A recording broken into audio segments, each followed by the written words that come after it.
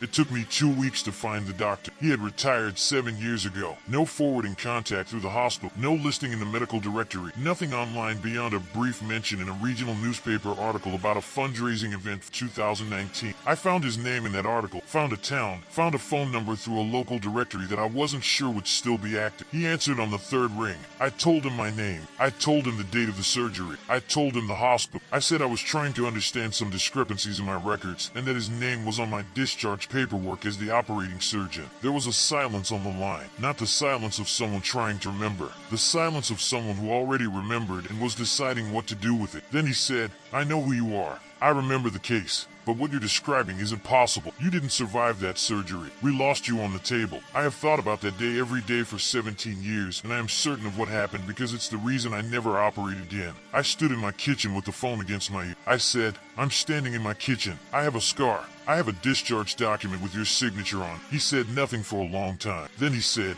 "I need you to send me a photograph."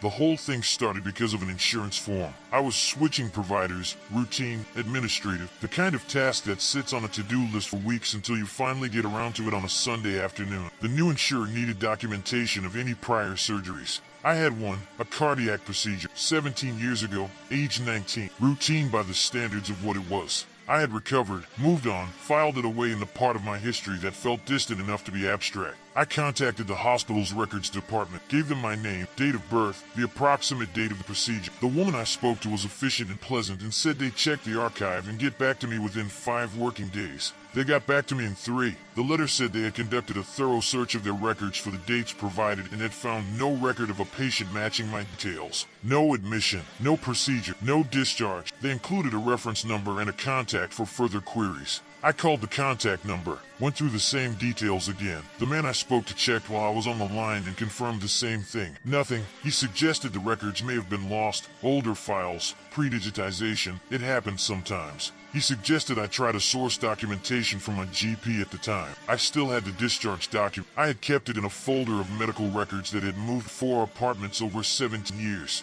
I took it out and looked at it. Name, date, ward number, procedure, the operating surgeon's signature, the date of discharge. Real paper, real ink, a hospital stamp in the corner that had faded slightly with age. I was on that paper. I existed in that document. The hospital said I did.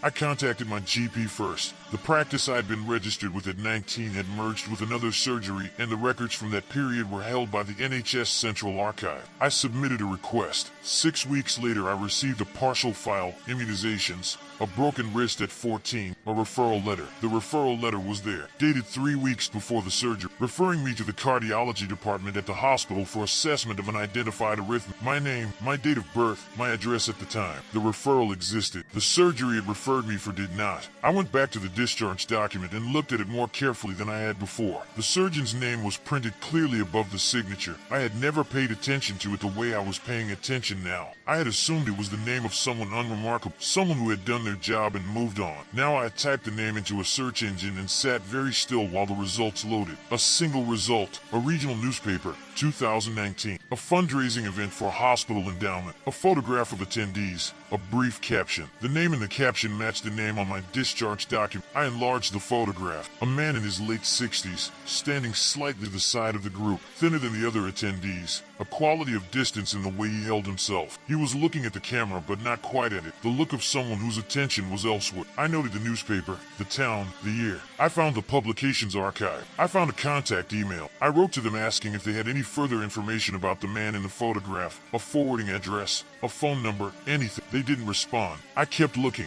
2 weeks after I first called the hospital, I found a phone number in a local directory. I called it. He answered on the third ring. I have already told you what he said. After the call, I stood in my kitchen for a long time without putting the phone down. I was trying to organize what I knew into something that made sense and finding that the pieces fit together in only one way, and I didn't want them to fit together that way. I had a scar. A real one. I had looked at it my entire adult life. A thin pale line on the left side of my chest. Slightly uneven the way surgical scars are uneven. I had always thought of it as evidence of something I had survived. Now I was thinking about it differently. Not as evidence of survival. As evidence of a procedure, which was not necessarily the same thing. I emailed him the photograph he asked for. A clear one, taken in good light, showing the scar. He replied 4 hours later. 3 sentences. That is the scar. That is exactly where I closed. I don't know what you are, but I know what happened on that table, and it wasn't this. I read it several times. Each time the 3 sentences meant the same thing, and I could not find a way to make them mean something else. I went back to the hospital records department, this time in person. I drove 2 hours to the hospital, walked into the records office, put my discharge document on the desk, and asked the woman behind it to tell me what she saw. She looked at it carefully. She checked the stamp, the reference numbers, the format. She typed something into her computer. She looked at the document again.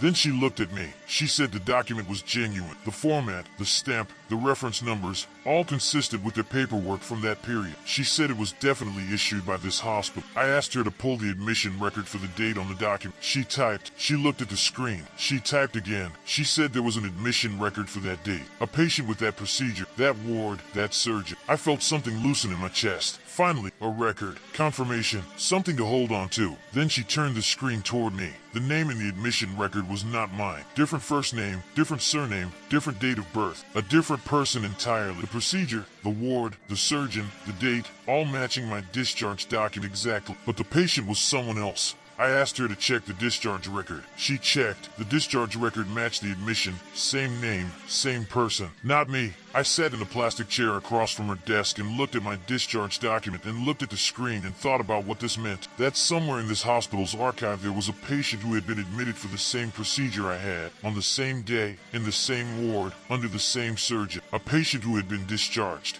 And I had their discharge paper, which meant somewhere there was a file that should have my name in. A file that would show what actually happened to the patient admitted under my name on that date. A file the hospital either couldn't find or wasn't showing me. I asked her if there was any other record associated with that date and that ward. She looked at me for a moment. Then she typed something. And then she stopped typing and her expression did something small and careful, and she said she'd need to refer this to the records manager and could I leave my contact details. I left my contact details. The records manager called me the following Tuesday. She was professional and precise, and she said they had found an additional record associated with that date. She said it had been filed separately from the main archive, a clerical issue. She said records from that period were sometimes inconsistently filed. She said the additional record was for a patient admitted under my name on that date. I asked what the record showed. There was a pause. She said the patient had not survived the procedure. She said the record showed the patient was pronounced deceased during surgery. She said she was very sorry to be telling me this, and she understood it must be confusing, and she wanted me to know they took records accuracy very seriously, and they would be investigating how this discrepancy had occurred. I thanked her. I put the phone down. I sat in my apartment, looked at my hands, and thought about the doctor's words on the phone. I know what happened on that table, and I thought about the scar on my chest and what it was evidence of and whether the word survived was the right word for whatever I was.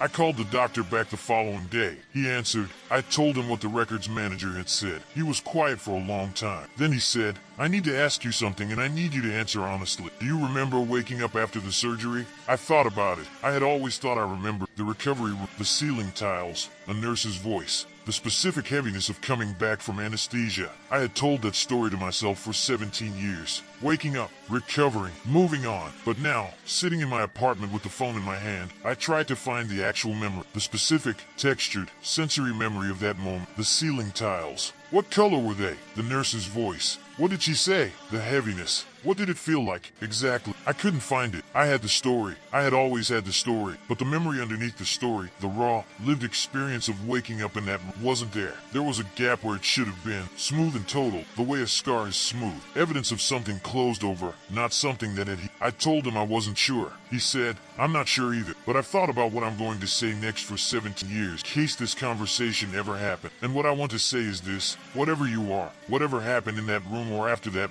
you have been living a life, a real one, as far as I can tell. And I don't think knowing the answer to this question changes that. I think it just makes it harder. I thanked him. He said he was glad I'd called. He said he hoped I'd be alright. I haven't called him since. I've thought about it. There are questions I didn't ask that I keep returning to, loose ends that pull. But I think he said the thing that needed to be said, and I don't know what more either of us could offer each other. I have the scar. I have 17 years of a life I remember living, or remember the shape of, or something close enough to memory that the difference has never mattered until now. I got the insurance sorted in the end. Different documentation, different approach. The new provider accepted it without question. I still have the discharge document. It's in the same folder it's always been in. My name at the top, the surgeon's signature at the bottom. Evidence of something. I just don't know anymore of what.